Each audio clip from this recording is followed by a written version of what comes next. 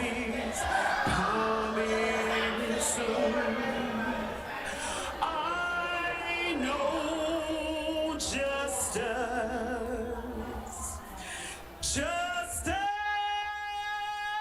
is coming soon.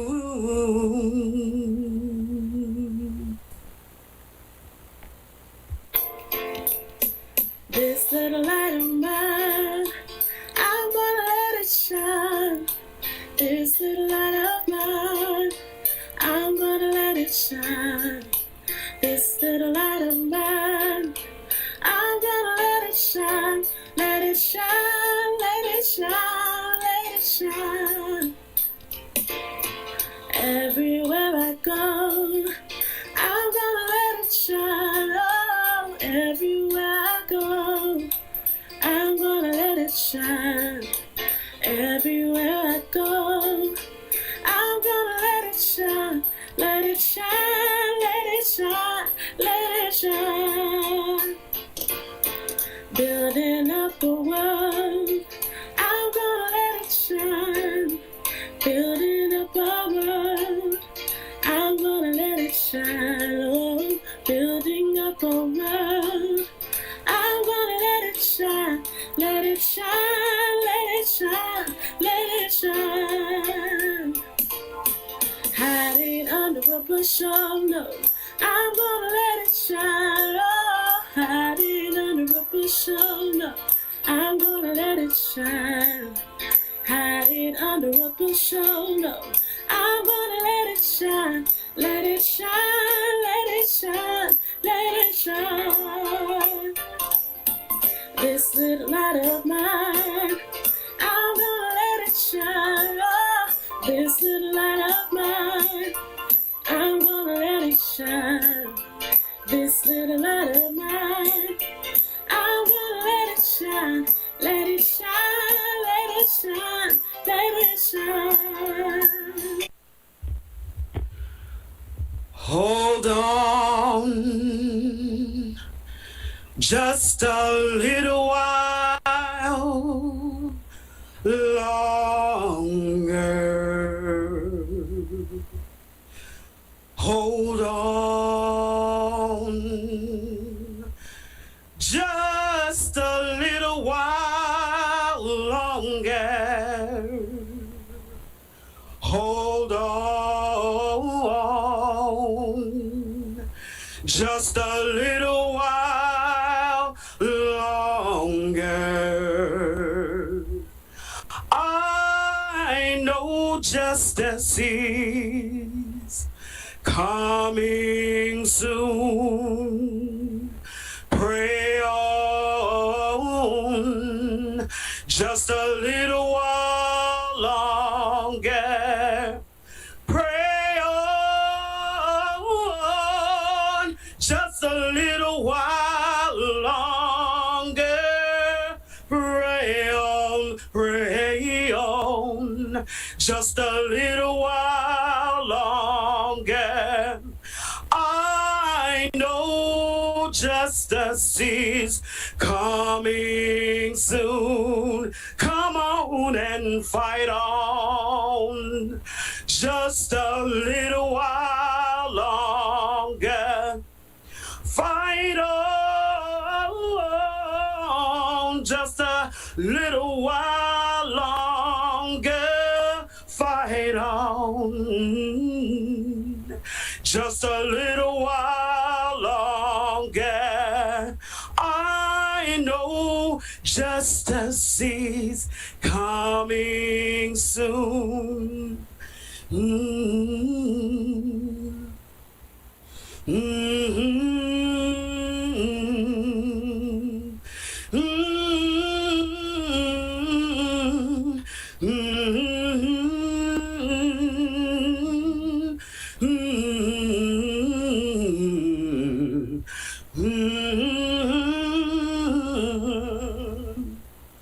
I know justice is coming soon.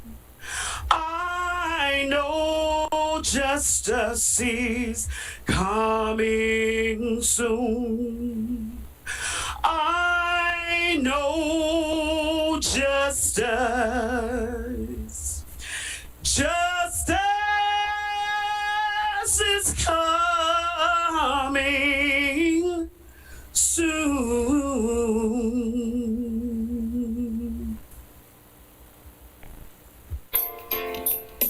This little light of mine, I'm gonna let it shine.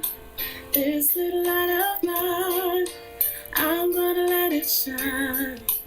This little light of mine, I'm gonna let it shine. Let it shine, let it shine, let it shine. Everywhere I go, I'm gonna let it shine. Oh, everywhere I go, I'm gonna let it shine. Everywhere I go, I'm gonna let it shine. Let it shine, let it shine, let it shine. Building up a world, I'm gonna let it shine. Building up a world, I'm gonna let it shine. Oh, building up a world, I'm gonna let it shine. Let it shine, let it shine, let it shine. Hiding under a bushel, no, I'm gonna let it shine. Oh, hiding under a bushel, no, I'm gonna let it shine.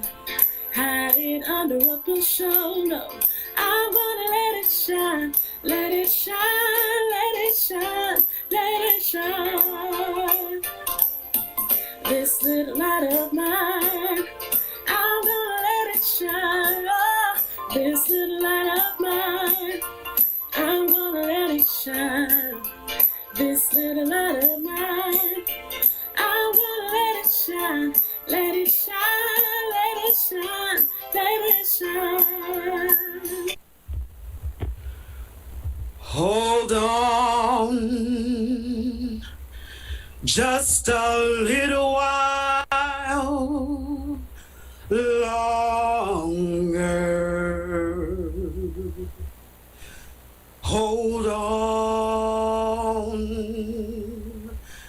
just a little while longer. Hold on just a little while longer. I know justice is coming soon. Pray on just a little while longer. Pray on just a little while longer. Pray on just a little while longer. I know justice is coming soon. Come on and fight on just a little while longer. Fight on just a little while longer. Fight on just a little while longer. I know justice is coming soon.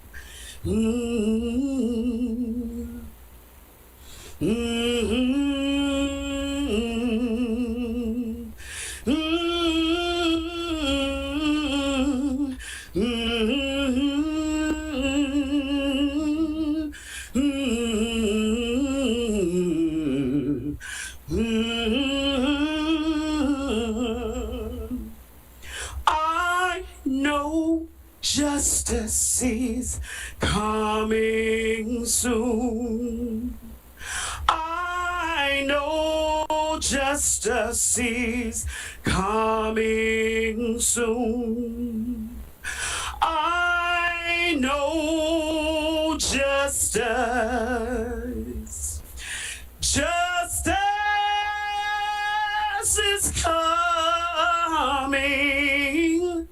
soon.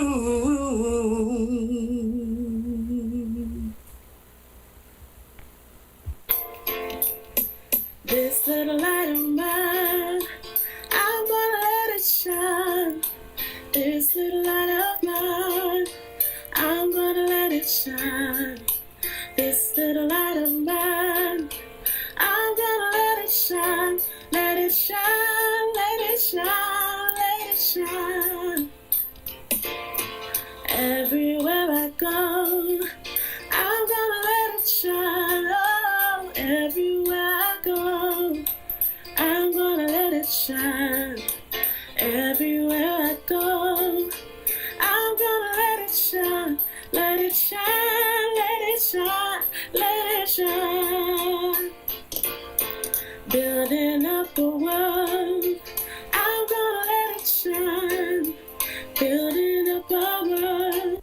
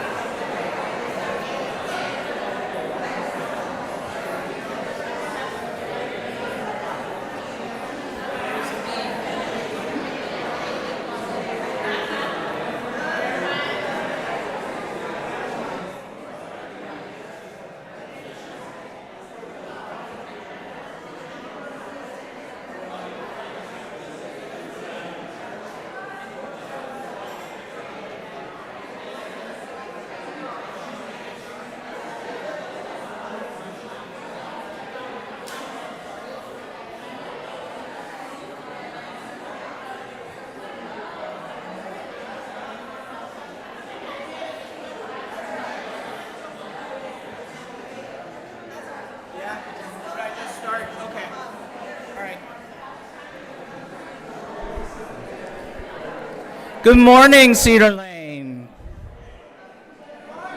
Good morning. I'm Ezra Town, your worship associate this morning, and my pronouns are they, them. I'm a white, trans, non-binary person with light brown hair and glasses, and today I'm wearing a gray shirt and black pants. As we gather for worship, let's take a moment to turn and greet our neighbors, offering a warm welcome, especially to our newcomers and guests.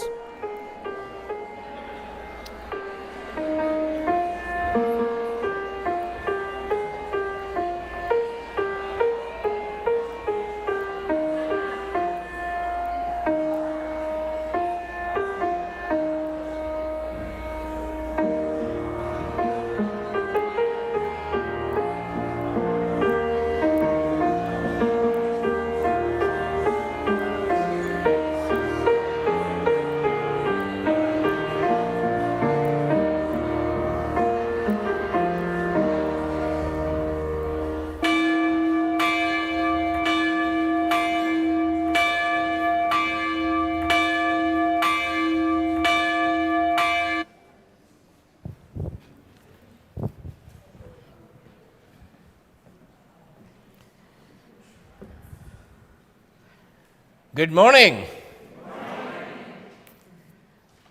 It's a beautiful day at Cedar Lane Unitarian Universalist Congregation. Come on. Yes. All right. I'm Abhi Janamanchi, he, him, proud to be serving Cedar Lane Unitarian Universalist congregation as one of the ministers. I am a male presenting person, South Asian Indian, in my 50s with dark brown hair, a graying mustache, wearing a lavender shirt and a purple vest with a rainbow chalice and blue pants. As we gather this morning, let us pause prayerfully to acknowledge that we are on the ancestral lands of the Nacotchtank and Piscataway Conoy peoples, and the land where enslaved African people and their descendants toiled without recompense or choice. We honor their enduring presence, wisdom, sacrifice, and stewardship of this land throughout generations, past, present, and future. Welcome to Cedar Lane UU congregation.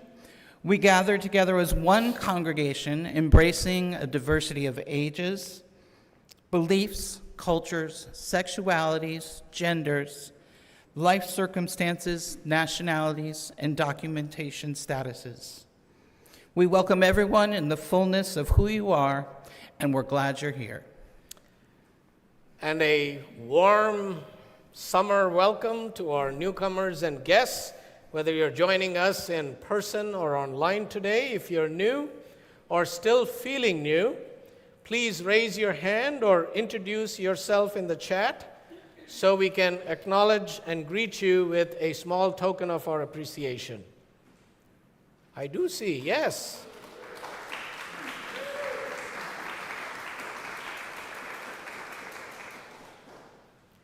Thank you for choosing to worship with us this Sunday. After the service, we invite everyone to join us for fellowship and coffee in the fellowship hall and courtyard. If you're interested in learning more about Unitarian Universalism or getting involved in our congregation, please take a moment to fill out the newcomer form linked in the chat or in your welcome gift today and return it to one of our greeters.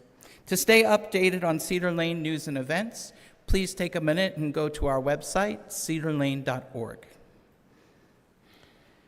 And if you're feeling called to deepen your involvement and contribute to our mission and ministry, we invite you to consider taking the next step on your spiritual journey by becoming a member at Cedar Lane. Your presence enriches our community, and we welcome you with open hearts. If you're interested in joining and signing the membership book, Reverend Ali will be available after the service to support you. And then we'll also take you backstage to teach you the secret handshake and the dunk tank. Our caring ministry team serves as an extension of the ministry here at Cedar Lane. Kay Gottesman, a dedicated member of this team, is available to offer support in person today. Thank you, Kay. Our guest preacher this morning is the Reverend Dr. Liz Theoharis. She is a theologian, pastor, author, and anti-poverty activist, serving as the executive director of the Cairo Center for Religions, Rights, and Social Justice, and co-chair of the Poor People's Campaign and National Call for Moral Revival. Reverend Dr. Theoharis has been organizing in poor and low-income communities for over 30 years. Her books include We Cry Justice, Reading the Bible with the Poor People's Campaign, and Always With Us, What Jesus Really Said About the Poor. She's also an ordained minister in the Presbyterian Church USA and teaches at Union Theological Seminary. Reverend Theoharis was really looking forward to joining us in person today, but unfortunately had a health situation that prevents her from joining us in person, but she has shared her message with us that we are looking forward to hearing later this morning. Let us offer a warm welcome to Reverend Dr. Liz Theoharis.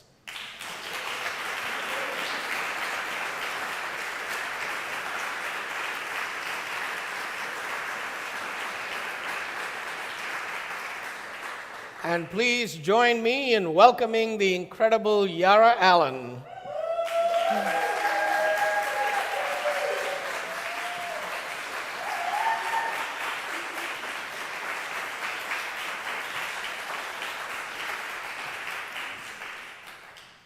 Yara is a singer, songwriter, poet, musician, mom, grandmom from Rocky Mount, North Carolina. She's the director of theomusicology and cultural arts with Repairers of the Breach and co-director of theomusicology and movement arts with the Poor People's Campaign and National Call for Moral Revival. As the theomusicologist with Repairers of the Breach, she teaches the theory and practice of integrating music into moral movements. And she is especially renowned for her ability to create and teach spontaneously, engaging audiences and congregations to form Justice Jump-In choirs made up of volunteers. And you know how well I sing. She was able to pull me into some of those choirs. So you can understand how gifted Sister Yara is. So let us welcome Sister Yara Allen to Cedar Lane. Thank you.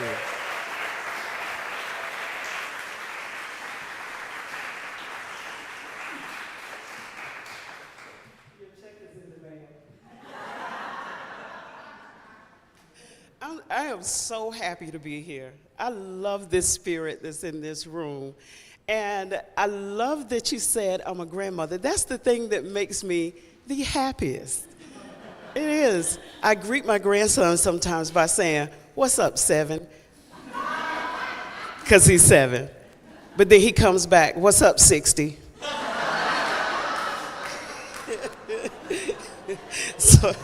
So in another week or two, he'll be saying, "What's up, 61?" That's okay.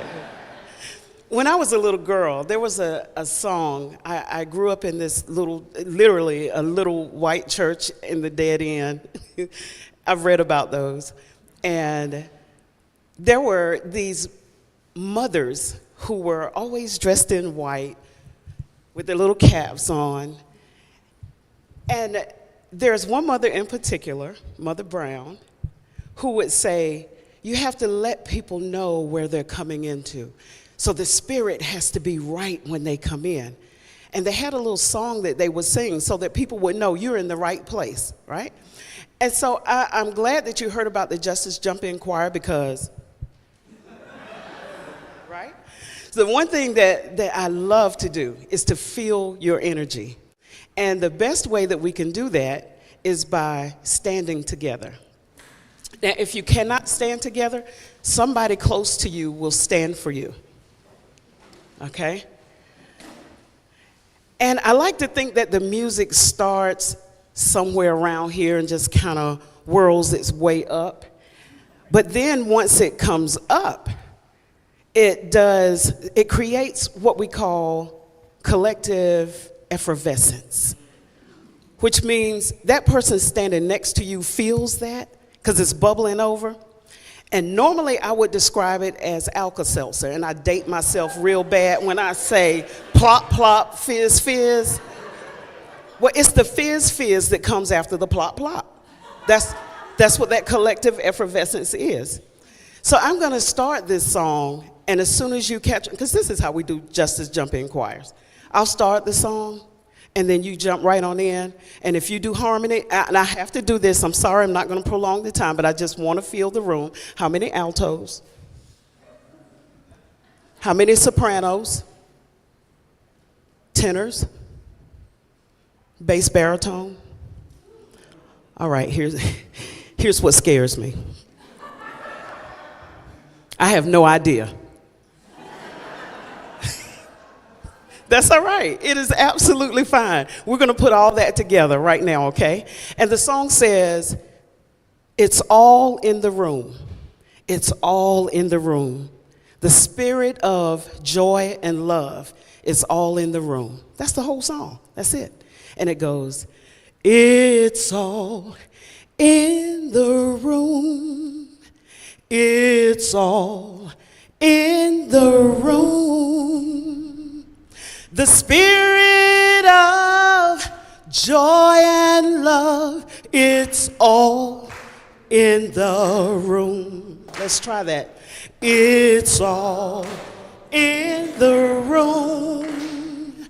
It's all in the room. The spirit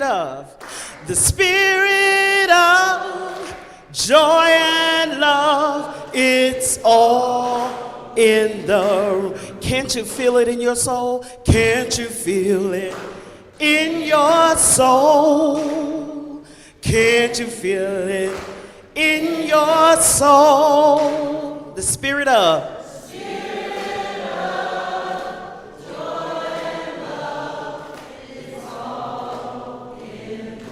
Can you feel it in your bones? Can you feel it in your bones? Can you feel it in your bones? The spirit of joy and love, it's all in the room. Now look at somebody and sing that to them. It's all in the room. Just in case they don't know yet. It's all in the room. The spirit of joy and love, it's all in. Now somebody doesn't have anybody singing to them. Find that person. It's all in the room. It's all in the room.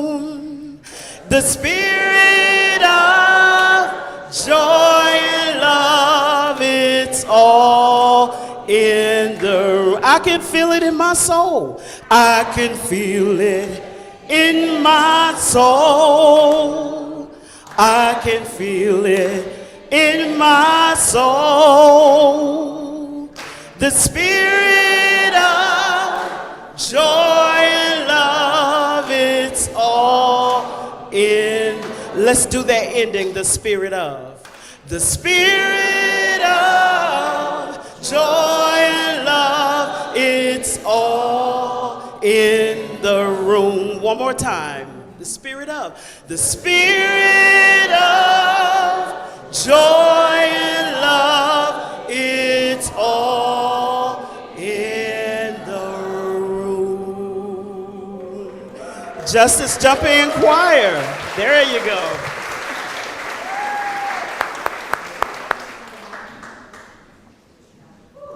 That was good. We're going to go to church today. I guess we might. We'll have some spiritual congregational joining today. Absolutely, Yes. absolutely. I am the Reverend Dana Edwards, and my pronouns are she and her. I am a white cis woman with curly brown hair, wearing a Poor People's Campaign shirt, and side with love, well, kind of side with love, with a rainbow stole with a chalice on one side and a rainbow that goes across. And I'm the Reverend Ali Casey Bell. My pronouns are he or they, and I am a black trans man who is dark skinned. I am wearing a red, black, and green stole. One side says I can't breathe, and the other side says no justice, no peace. I'm wearing a dashiki of many colors and tan pants and some, I think I have on black glasses. Maybe they're black. It is I'm so happy to be here with you today. Oh, I forgot my glasses. I'm wearing glasses too. Let us join this morning after that beautiful music with the sacred and profound words of Dr. Martin Luther King Jr. as he reminds us that we are all caught in an inescapable network of mutuality tied to a single garment of destiny. We are all caught in an inescapable network of mutuality tied to a single garment of destiny. And injustice anywhere is a threat to justice everywhere. Let us remember that there are aspects of our social system to which we must remain maladjusted. For it is through our collective discomfort with injustice that we find the courage to seek change. Hate and bitterness can never cure the disease of fear only love can do that. We must evolve for all human conflict a method which rejects revenge, aggression, and retaliation. The foundation of such a method is love. Before it's too late, let us narrow the gaping chasm between our proclamations of peace and our actions, which often perpetuate war. As we dedicate ourselves to the long, bitter, but beautiful struggle for a new world, let us recognize that the choice is ours. Though we might prefer it otherwise, we must choose in this crucial moment of human history.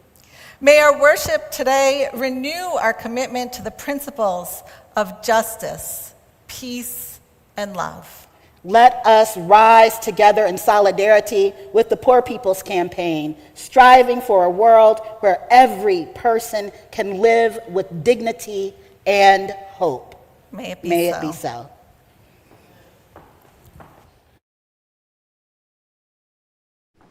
In our Unitarian Universalist tradition, we illuminate a chalice as a beacon of our faith and community whenever we gather. We welcome Kimberly Clarkson to light the chalice. Please rise in body and or in spirit and join me in saying the words on screen. We light this chalice as a beacon of hope to guide us in our work for a more just world, to move us toward peace, to inspire faithfulness. May we have experienced harm or oppression. May we carry the flame of justice and hope in our hearts today and always.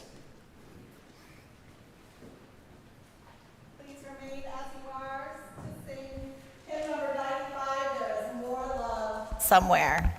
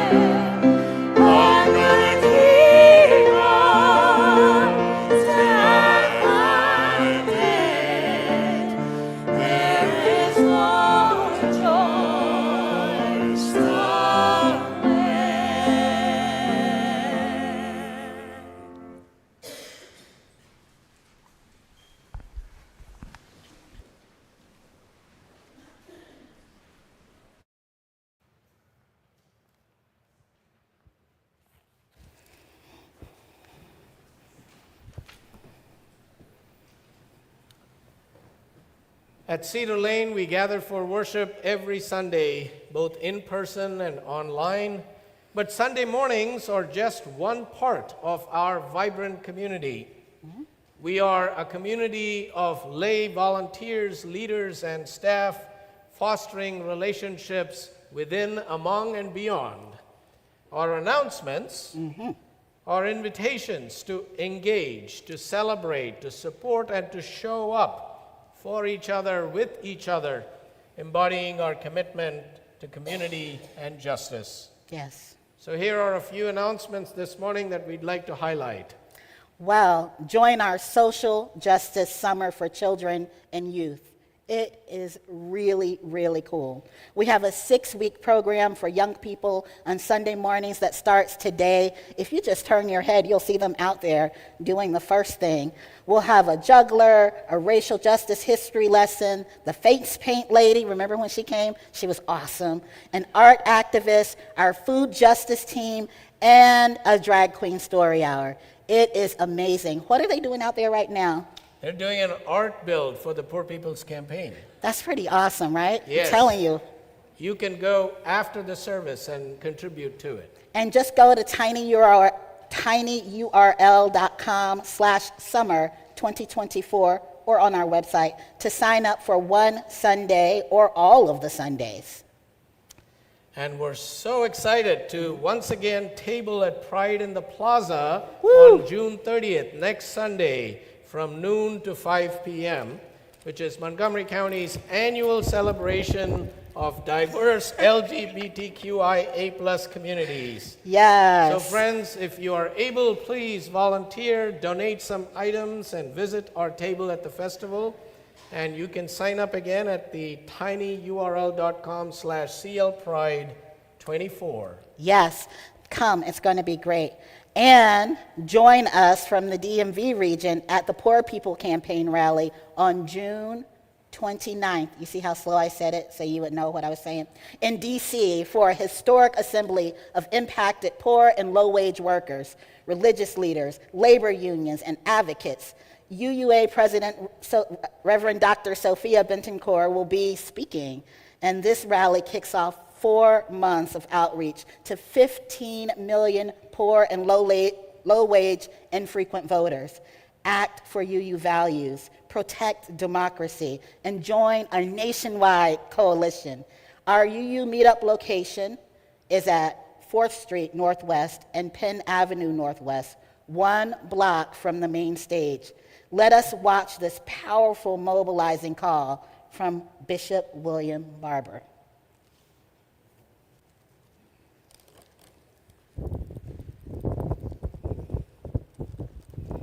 II, co-chair of the Poor People's Campaign, a national call for a moral revival, and president of Repairs of the Breach.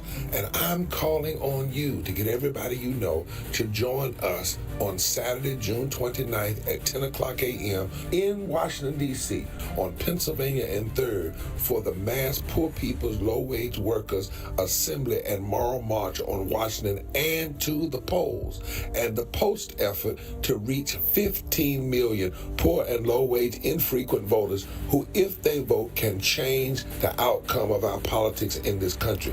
Our goal is to center the desires and the political policy agenda of poor and low-wage persons, along with moral religious leaders and advocates. Too often, poor and low-wage people are not talked about, even though in this country today there are 135 million poor and low-wage persons. There's not a state in this country now where poor and low-wage persons do not make up at least 30% of the electorate. It is time that the issues of poor and low-wage people be at the center of our politics. Living wages, health care, things that matter in the everyday lives. We will no longer allow poverty to be the fourth leading cause of death in this country. We must let our voices be heard. Join us. Go to our website, www.poorpeoplescampaign.org. RSVP. Get others to come. Get a bus. Get a van. Get on the train. Come and let our voices be heard and our votes be felt. Lift from the bottom so that everybody rises.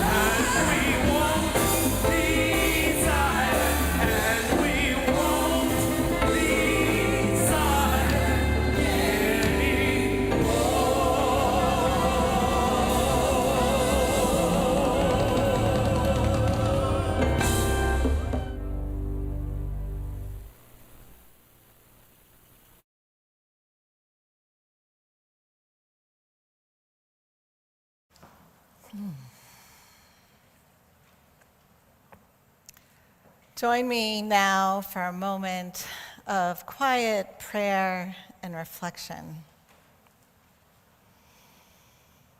Spirit of life and love, Spirit of all that is holy and sacred, thank you for this day filled with joy and love. Thank you for this room of people who have come together in joy, love, hope, and justice to create a new way to bend the arc of the moral universe towards justice, to create a moral fusion movement that embodies beloved community. Help us, Spirit of life, help us to find our voices, so that we can lift our voices when there is harm being caused, because we won't be silent anymore. When someone is hurting our siblings, we will not be silent. We will say something, we will do something, we will be something, somebody that we know we can count on, that our friends, our allies, our colleagues, our family knows will speak up. And help all of us who will be there on June 29th, live into our best selves, help us stay hydrated, help us stay hopeful, help us stay in relationship with each other. A spirit of life, as we move through this day, help us to keep that joy and hope and love in our hearts. May it be so. Amen, and blessed be.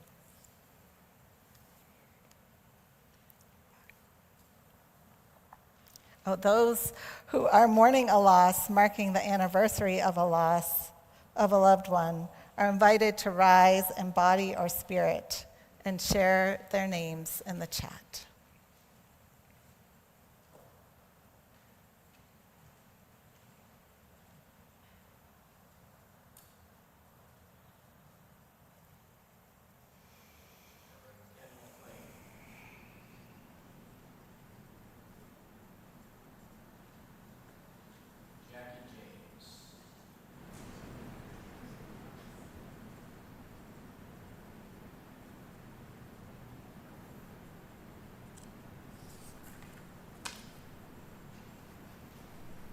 Thank you. You may be seated. May this body be a bridge.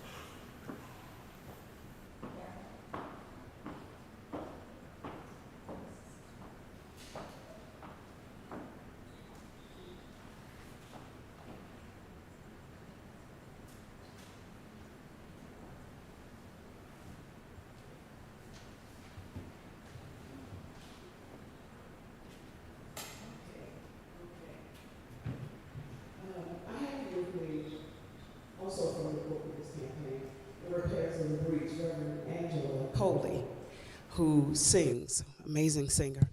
And I'm going to ask these amazing voices to come on up and join us. As we watched that video, that invitation video, it simply says to us that everybody's got a right to live. Everybody's got a right to dream. Everybody's got a right to love. Everybody's got a right to learn. And these are the things that we're speaking out on, because everybody's got a right. In 1968, Frederick Douglass, Kirkpatrick, and Jimmy Collier wrote this song in the original Poor People's Campaign. And they sang that song out on the mall in those muddy tents. And Dr. Chiron Hribar and I had an opportunity to talk with Jimmy Collier, who's no longer with us now. And he was so amazed that that song found new life in this campaign. And he thought it would never live again. And he expressed how grateful he was to see so many people singing this song all across the nation. And so in honor of Jimmy Collier and the people who gave so much in that original Poor People's Campaign. We're going to sing this song together, okay? Can you stand with me again? I know you're getting your workout in. I know. And I'm going to ask that we do this one a cappella. Let's give it up, because let me tell you, when you got to...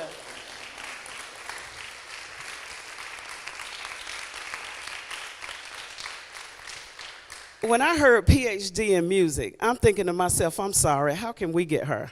How can I leave here today? I'm just saying. Yeah, I wasn't thinking sharing, I was thinking taking with me, but we'll share, that's fine. Okay, so let's start this by, and hello to two of our amazing organizers, our lead organizer, Seguta Milas and Clinton Wright. It's good to see you.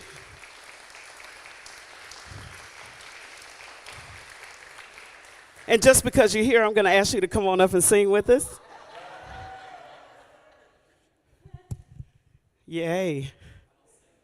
He sings beautifully. You're in. Okay, let's start with the clap, the rhythm section. Now, if you keep it right there, I can keep up with you, okay? We can pick it up just a little bit, can't we? Right? Ready? Everybody's got a right to live. Everybody's got a right. Watch this.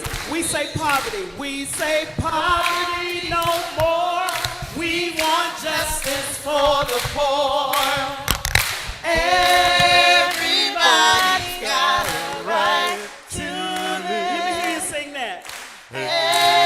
Everybody's got a right to live. Everybody's got a right to live. We say poverty no more. We want justice for the poor. Everybody's got a right. Y'all sound beautiful, everybody. Everybody's got a right to live. Everybody's got a right to live. We say poverty no more. We say justice for the poor. Everybody's got a right to live. Okay, here goes the chant. Everybody's got a right to live. To live. Everybody's got a right to love. To love. Everybody's got a right to dream. To dream. Everybody's got a right to. Everybody's got a right to live. Everybody's got a right to live. Poverty no more. We want justice for the poor. Everybody's got a right to live. Here we go. Everybody's got a right to live. To live. Everybody's got a right to thrive. To thrive. Everybody's got a right to love. To love. Everybody's got a right to. Everybody's got a right to live. Everybody's got a right to live. We say poverty no more. We want justice for the poor. Everybody's got a right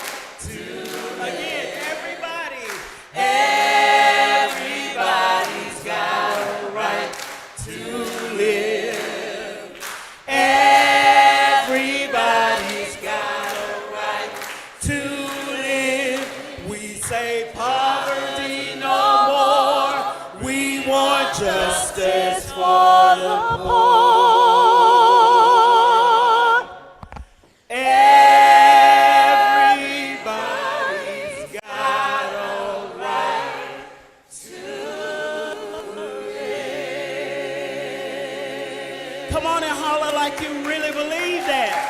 Holler like you really believe it.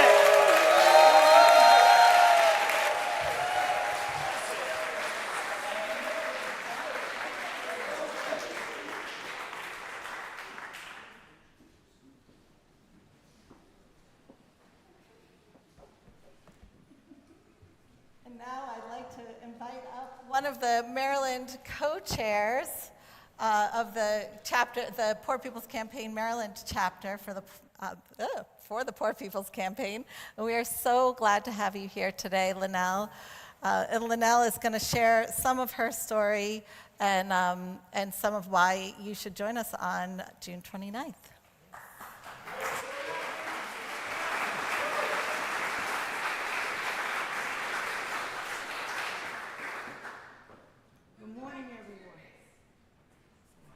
Good morning, everyone.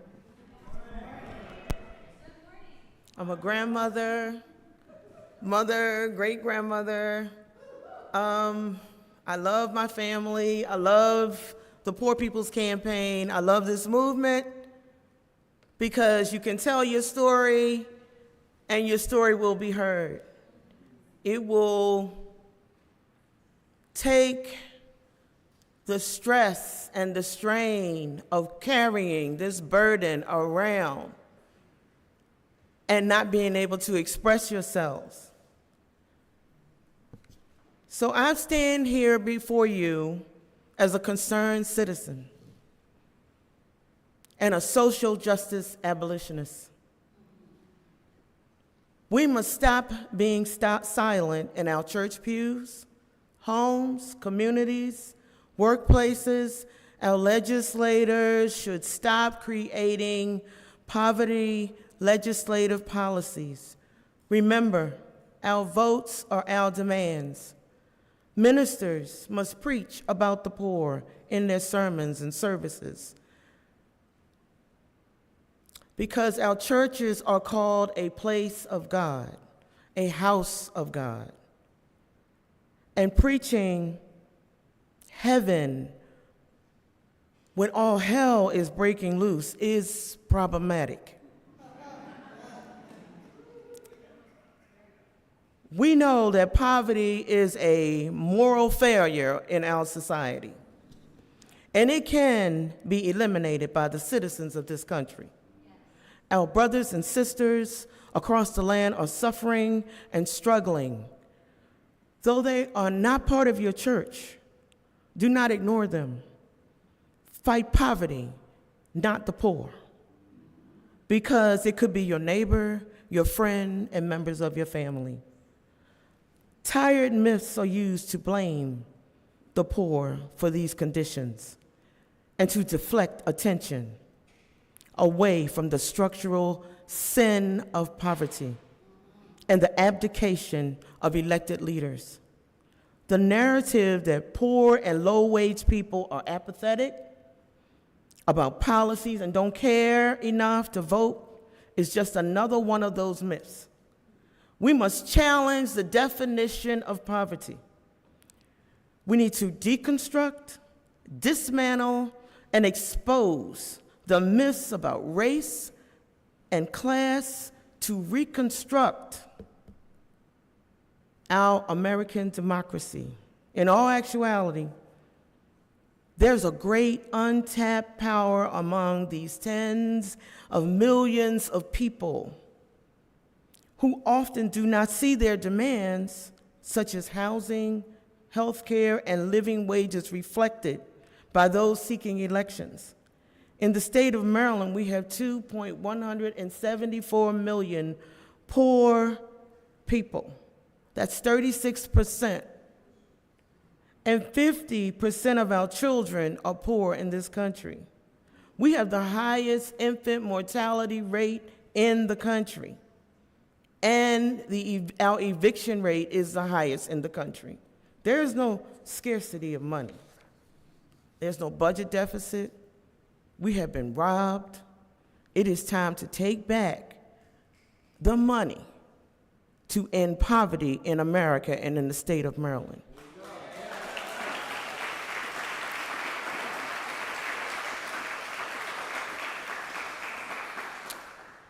We have estimated that it takes $177 billion a year. That's not a lot. Considering the Pentagon budget each year is 5 times that amount of money. It's just 1% of the nation's gross domestic product.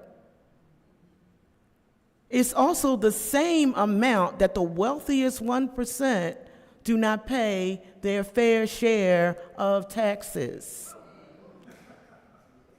Do not tell me that there's not enough money. Pay your taxes. Close the loopholes on the rich. President Biden said no billionaire should pay lower tax rates than a teacher, a sanitation worker, or a nurse. America purports to be a Christian valued country. What is moral about the richest country in the world and the second highest rate of poverty among the 39 OECD countries? Abolish poverty now.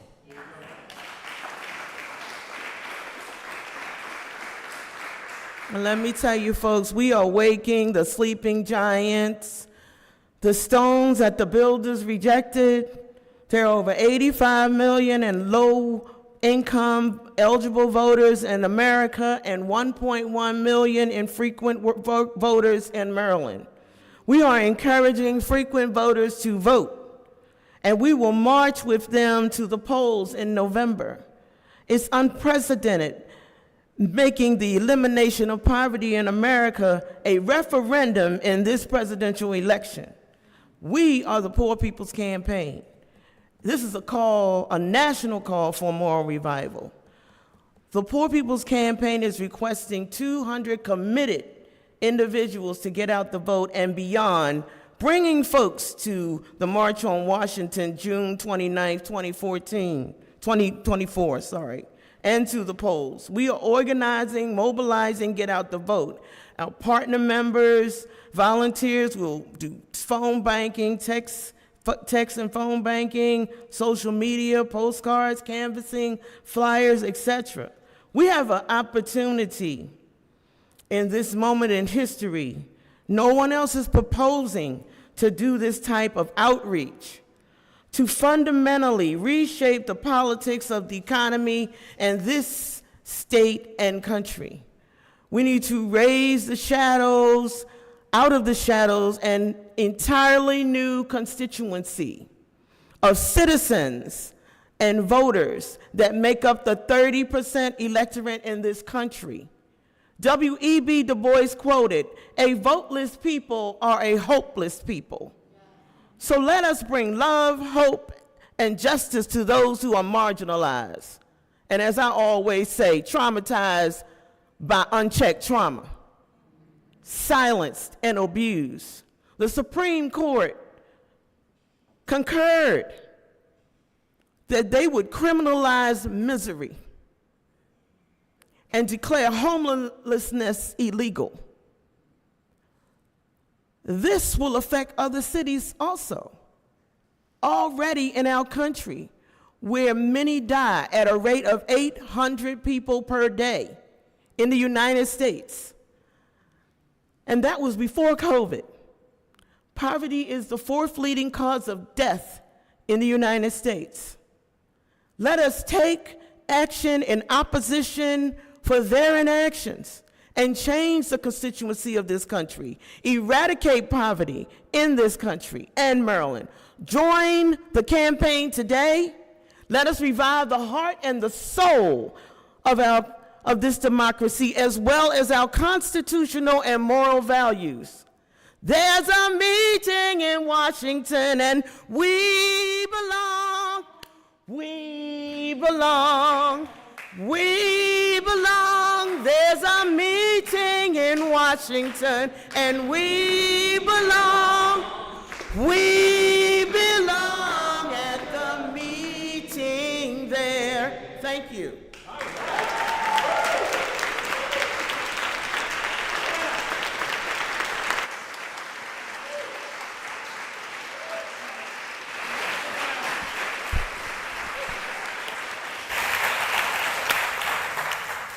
Thank you so much, Linnell. That was moving. Thank you. Thank you.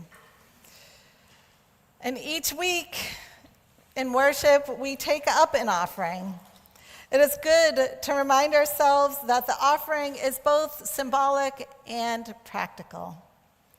While our pledges build our budget and fund our yearly programs, ministries, and staff, the act of passing the plate during our worship is a community expression of gratitude. It is a community expression of the blessings of abundance that we share. It is a visible act of bringing in the harvest at this cherished and set aside hour. Our offering signifies that the act of giving is essential to our spiritual well-being as well as anything else we do on Sunday mornings. And as Reverend Barber likes to say, our budget is a moral document. And so with that, I will invite up Kimberly Clarkson, who will share a little bit about her experience with the Poor People's Campaign. Do you have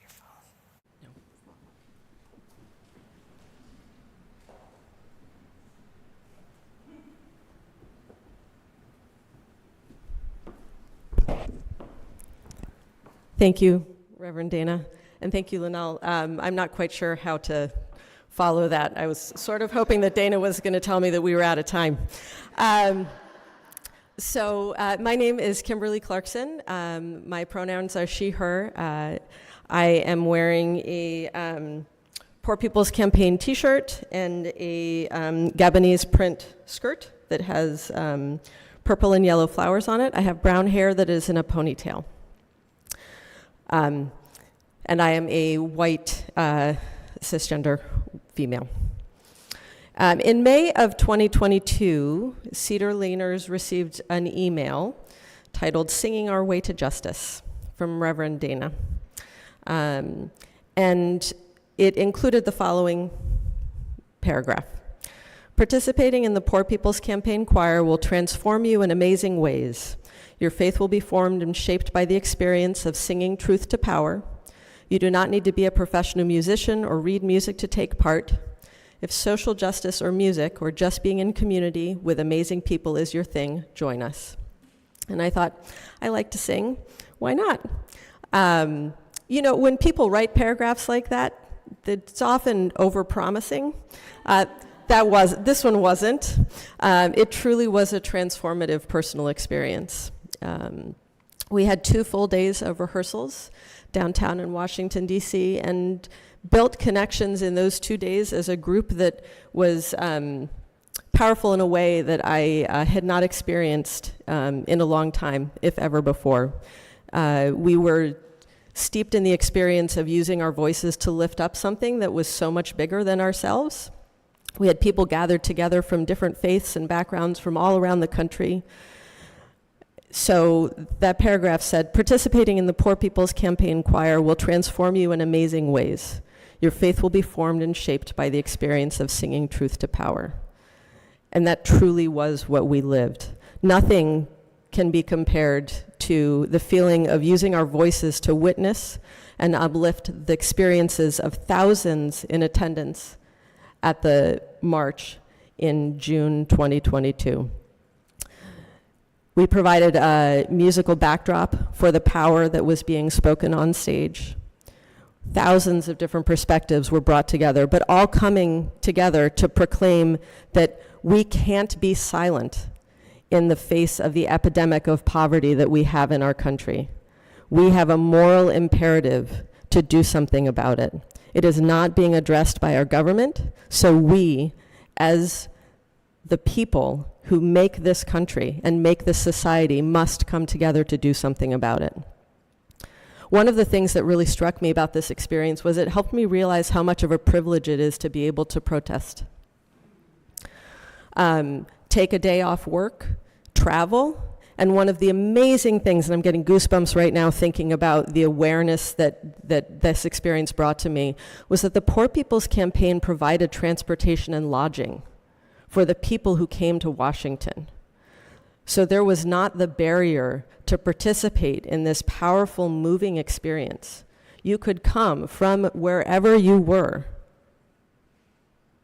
And the Poor People's Campaign made that possible. So not only are they doing this powerful, legislative and social justice and work every day to try and reduce the poverty that is afflicting our country, they are also making it possible for poor people and low-wage workers to participate in that type of a powerful community experience that has so many financial barriers inherent in it.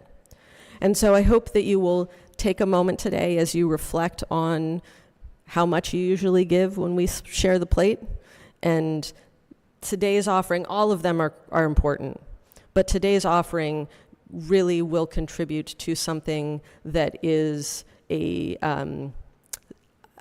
stain. It is something that is a mark on our country that shows that we do not live up to who we aspire to be.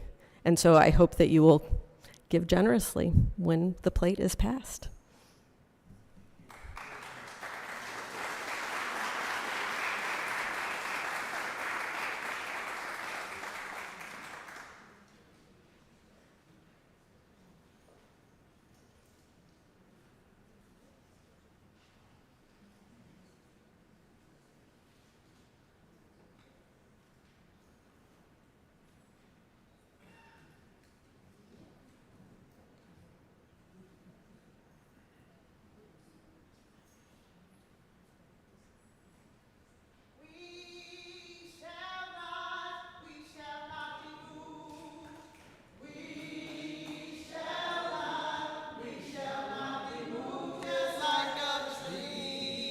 Planted by the water, we shall not be moved. Oh, we shall not be moved. We shall not be moved, just like a tree planted by the water.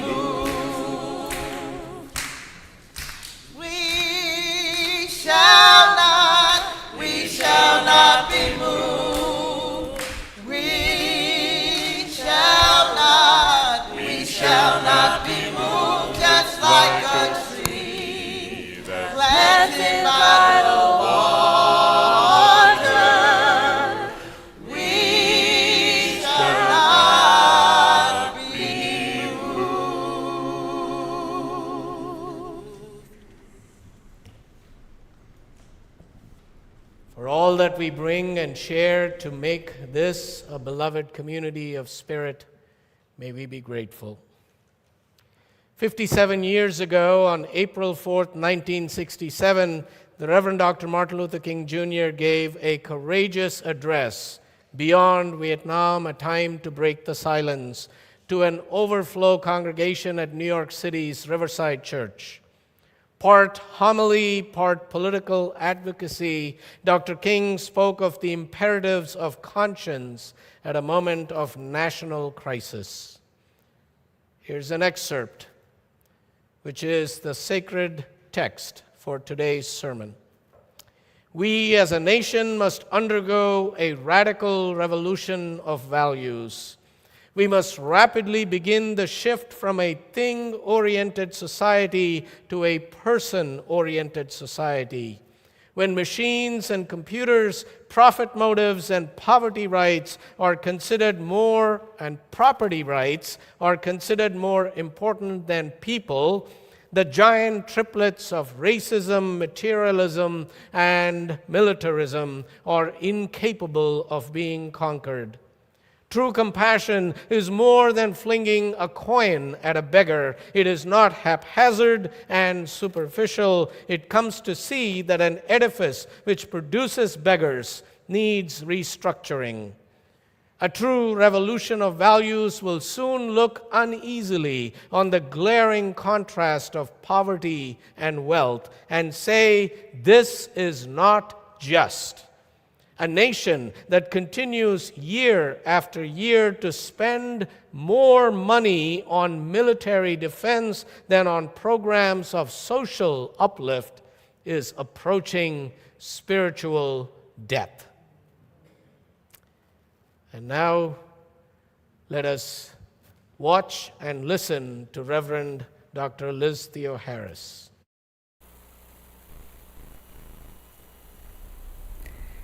Greetings, Cedar Lane Unitarian Universalists. It's good to be with you this morning, and I'm really sad that I can't be there in person. But thanks for all the work that you do in the world, and thanks for listening to this message. Since I began to organize as a part of a movement to end poverty, people have said to me that our goals are too ambitious, that demands for human rights and human dignity are both politically inconceivable and impossibly expensive. They quote the Bible, arguing that since Jesus said, "The poor will be with you always," it can't be God's will for everyone to share in the abundance of our world. But when I read the Bible, including and especially that statement by Jesus, what I see from Genesis through the New Testament is a constant revelation of God's will, that no one should be made hungry, sick, homeless, underpaid, indebted, or bereft by the violence of social injustice. I read an ongoing indictment of those who would take and keep the wealth of our world for themselves and cause others to suffer. I hear the biblical command to fill the hungry with good things from Luke 1, not simply as caring for the poor as an end result, but building a movement, advocating for policies and structures that lift the load of poverty, admonishing nations to, as Jeremiah 22 says, "Do no wrong to the immigrant, the homeless, the children, and do not shed innocent blood." Indeed, throughout sacred scripture, including the codes, policies, and laws contained within the Bible as well as in the prophets, gospels, and letters, there's a call to end exploitation, to attend to the poor, a mandate of Sabbath rest and Jubilee years, a prohibition against charging interest on survival loans, profiting from pandemic or other crises. There are commandments to pay living wages promptly, to bring equity to legal proceedings, to give to everyone who asks of you, to welcome the immigrant neighbor, to care for the needs of the entire community, and to stop depriving the rights of the poor. Whether it's in the books of Moses, the prophetic critique, the parables, or ministries told throughout the Bible, God's beautiful creation is lauded. God's intention for that abundance to be a blessing to all, not an elite few, is the central theme. In truth, the instruction and lessons in Scripture is that society must be organized around the needs of the poor, the suffering, the marginalized, that when we lift from the bottom, everybody rises. All of this reminds me of a favorite quote from Reverend Dr. King, a quote that is in your programs this morning.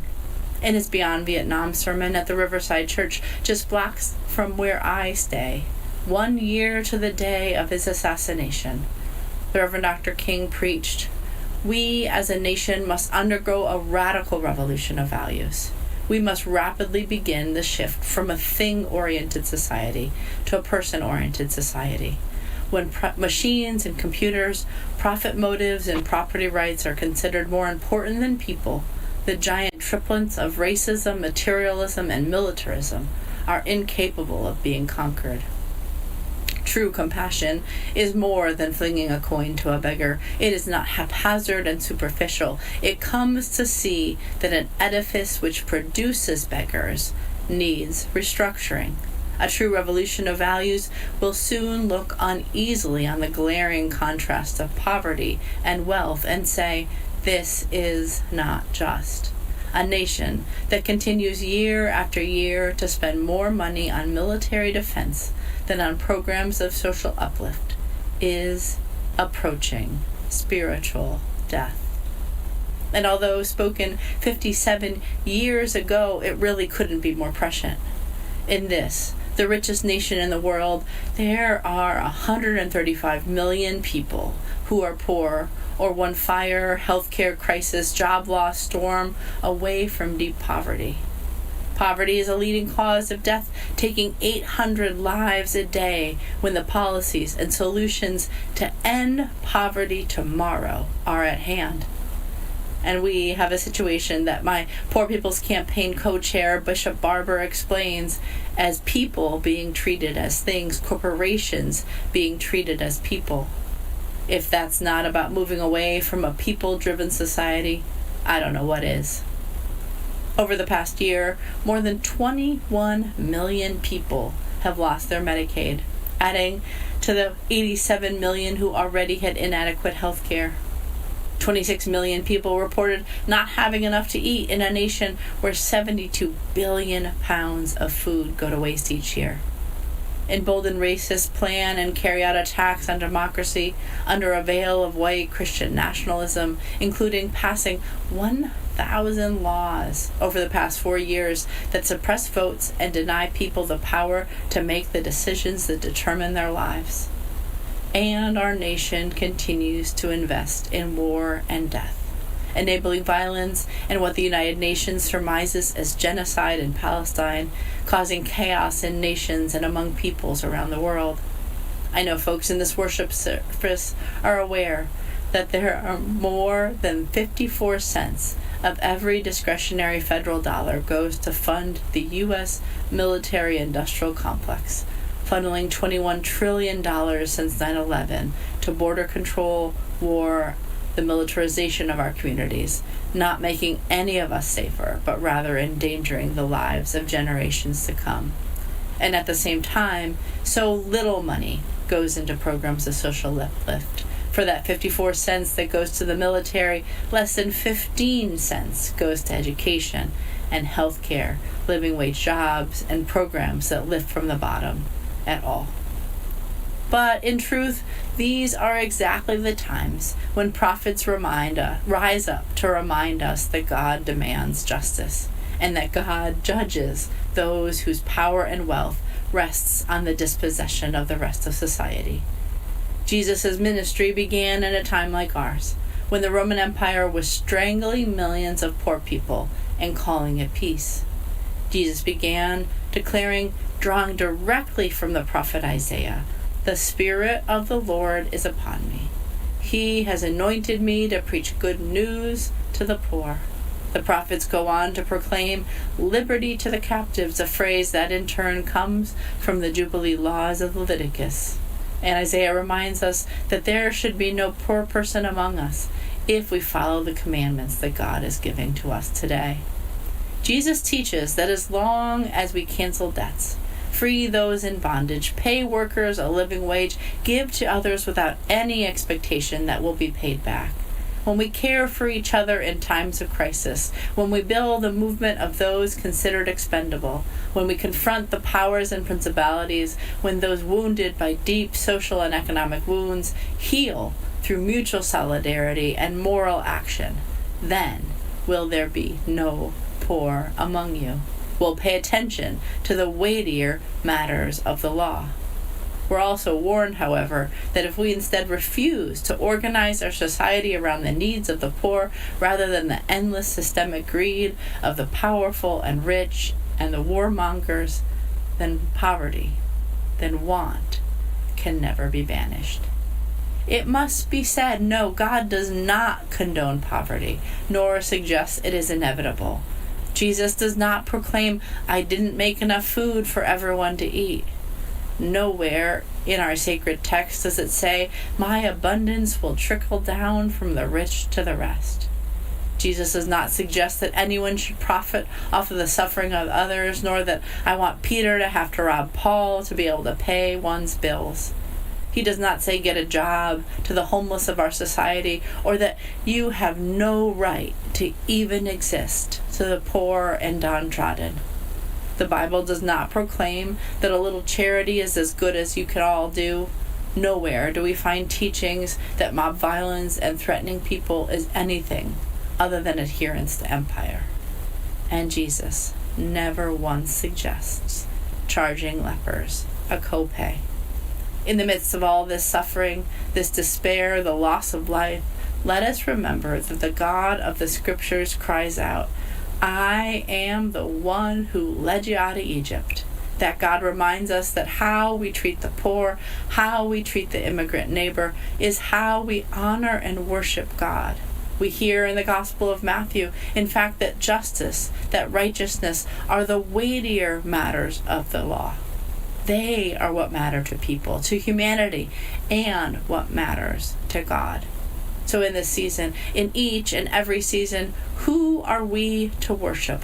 What are we to honor? And what will we do? I want to end with yet another powerful quote from Reverend Dr. King, so needed at a time with unbridled white supremacy and violence, when the earth is groaning, when there's war and genocide happening on our watch, and when millions are being pushed into poverty and misery.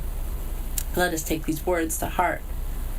God has left enough and to spare in this world for all God's children to have the basic necessities of life. And God never intended for some of God's children to live in inordinate, superfluous wealth, while others live in abject, deadening poverty. And somehow I believe that God made it all. I believe firmly that the earth is the Lord's and the fullness thereof. And since we didn't make these things by ourselves, we must share them with each other. And I think this is the only way we're going to solve the basic problems and the restructuring of our society, which I think is so desperately needed. We need you in the Poor People's Campaign, a national call for moral revival.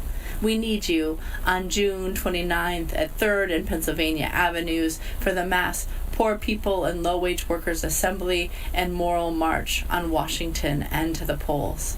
We need you to help wake the sleeping giant of poor and low-income voters, transform the political landscape from the bottom up.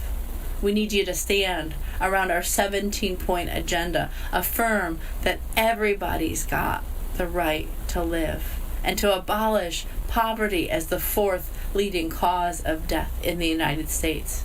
We need you to demand a living minimum wage of at least $15 an hour, indexed for inflation. We need full and expanded voting rights, no more voter suppression, guaranteed workers' rights and labor rights, health care for all, affordable, adequate housing. We need strong social welfare and safety net programs, an end to gun violence, profit, and proliferation. We need to demand fully protected women's rights, environmental justice that secures clean air and water. We need you to demand justice for all indigenous nations, fully funded public education, just immigration laws, addressing militarism and the war economy. We need you to demand standing for peace, not war, calling for an immediate and permanent ceasefire in Gaza that allows for humanitarian relief, a release of all hostages, peace and justice to be pursued, and an end to genocide all around this world. And we need you to demand an end to hate, to division, and to all parts of an extremist political agenda. Because we say poverty no more. We need justice for the poor, because everybody's got a right to live. We're building a moral movement led by the people. We're coming together, organizing together, uniting together. We're addressing the interlocking injustices of systemic poverty and systemic racism, ecological devastation, the denial of healthcare, and the war economy. We're rejecting the distorted moral narrative of religious nationalism. We're choosing life and truth and justice and peace. We're solving, as Dr. King said, those basic problems and restructuring our society around the people. Please join. We need you to move forward together and not one step back.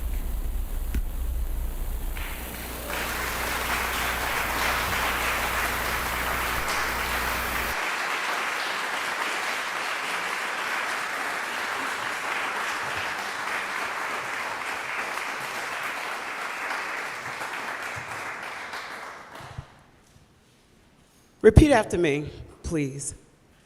Somebody's hurting our people. And it's gone on far too long. And it's gone on far too long. And we won't be silent anymore.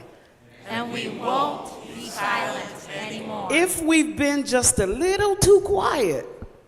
If we've been just a little too quiet. It's gone on far too long. It's gone on far too long. And we won't be silent anymore. And we won't be silent anymore. I need about 15 of you up here, if you would. 15 people. 15 people, real quickly.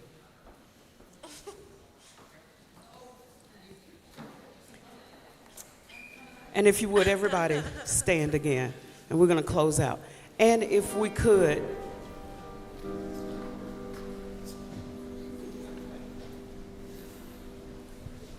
another organizer, Mads. All the way from the West Coast. What a powerful message that was. What a powerful, powerful message that was. And we're going to leave here with that message just saturating our spirits.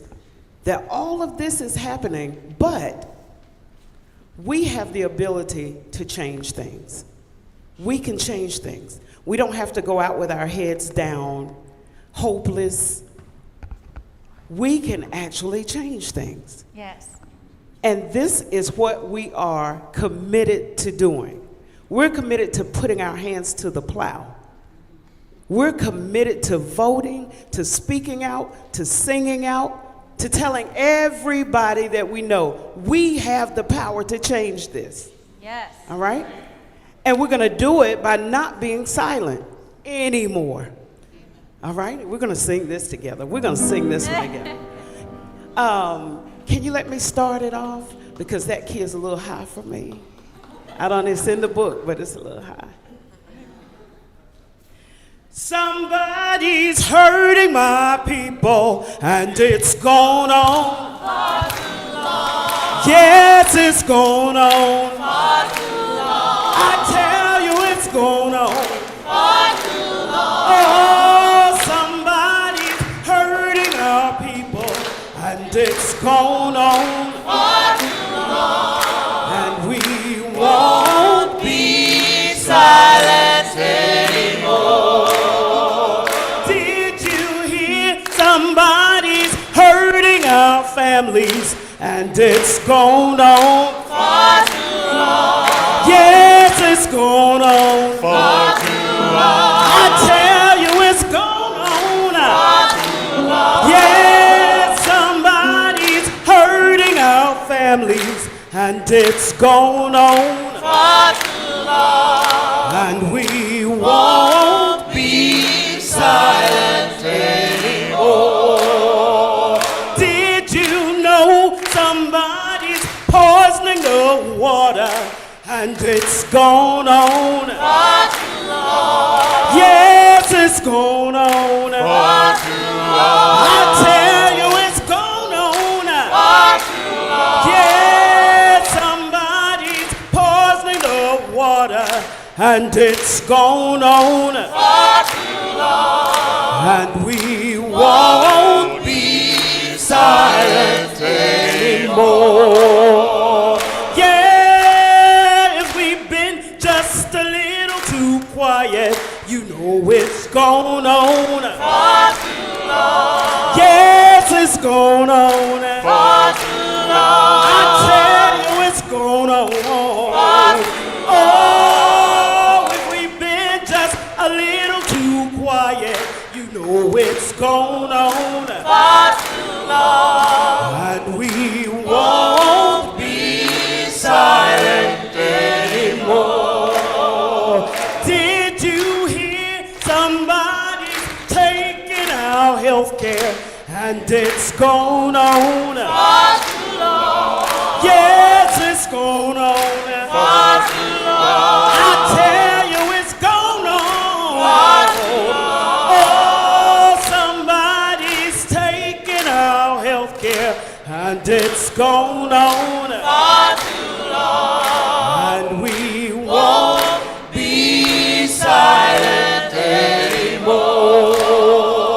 Did you know somebody's hurting poor people, and it's gone on far too long. Yes, it's gone on far too long. I tell you, it's gone on far too long. Oh, somebody's hurting poor people, and it's gone on far too long. And we won't be silent anymore. I don't know why I'm stuck right here, but yeah, if we've been just a little too quiet, you know it's gone on far too long. Yes, it's gone on far too long. Well, I tell you, it's gone on far too long. Oh, if we've been just a little too quiet, you know it's gone on far too long.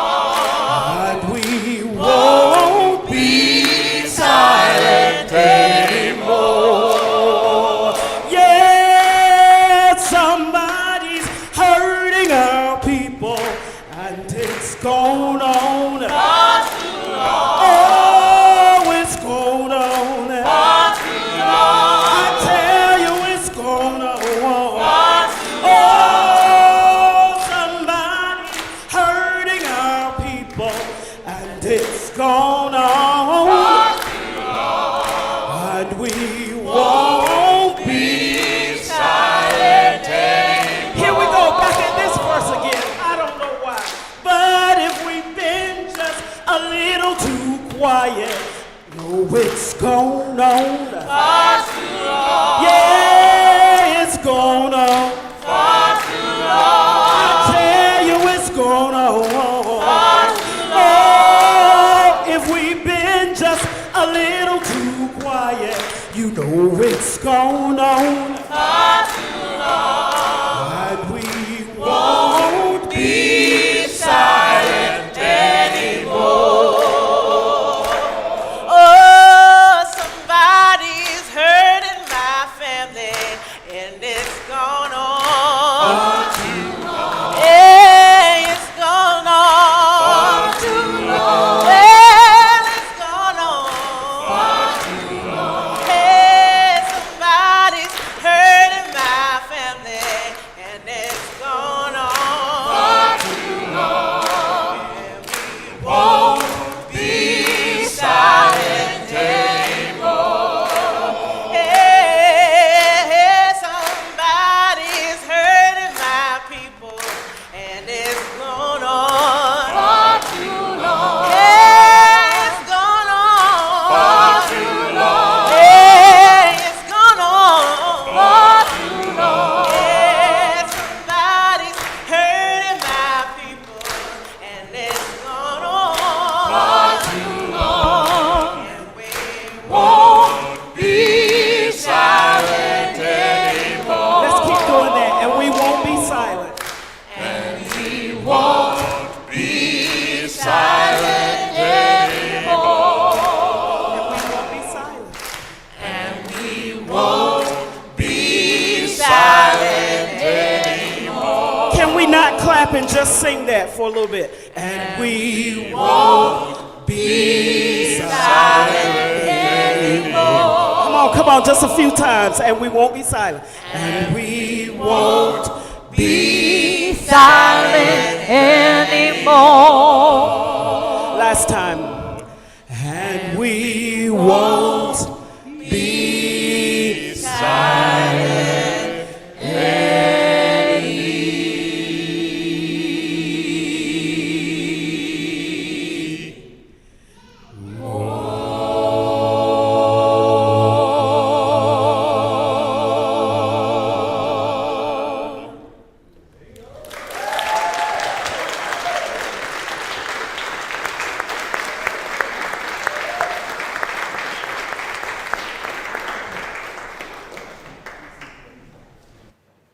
Wow.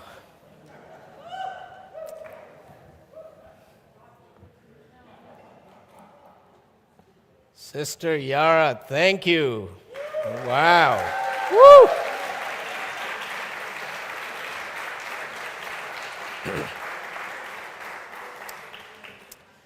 Are we ready? Are we fired up?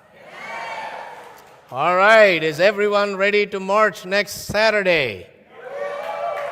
All right, be hydrated and show up, be there, and let us all join together. In that same sermon that Reverend Dr. King preached at Riverside Church, he concluded with these words: "We are confronted with the fierce urgency of now. In this unfolding conundrum of life and history, there is such a thing as being too late. The choice is ours, and though we might prefer it otherwise, we must choose in this crucial moment of human history. Now let us begin. Now let us rededicate ourselves to the long and bitter but beautiful struggle for a new world. The choice is ours, and though we might prefer it otherwise, we must choose in this crucial moment of history. In this crucial moment, let us choose to rise up for truth, for human worthiness and dignity, for democracy and for our planet. Let us be a moral movement for love, liberation, and justice in our time. Let us challenge the forces of hatred and division, confront injustices, and build bridges of understanding. Let us support one another, lift each other up, and create a community where everyone is valued and respected, where everyone has a right to live. Now let us join, going forth with renewed purpose and determination, joining the Poor People's Campaign and national call for moral revival, mobilizing to Washington, D.C. and the polls on Saturday, June 29th. Forward together! Forward together! All right, folks, let's do it. Jasmine, we're going to sing Let the Spirit Says Do as we prepare, or no? Yes. Well, we're going to sing. We're going to march. We're going to shout.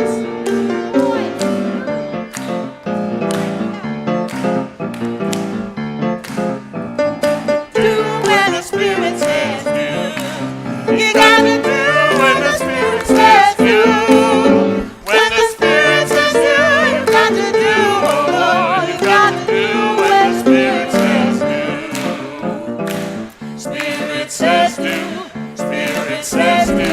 Spirit says do. Spirit says do. Spirit says do. Spirit says do. All right, sing. You got to sing when the Spirit says sing. You've got to sing when the Spirit says sing. When the Spirit says sing, you've got to sing, oh Lord. You've got to sing when the Spirit says sing. Spirit says sing. Spirit says sing. Spirit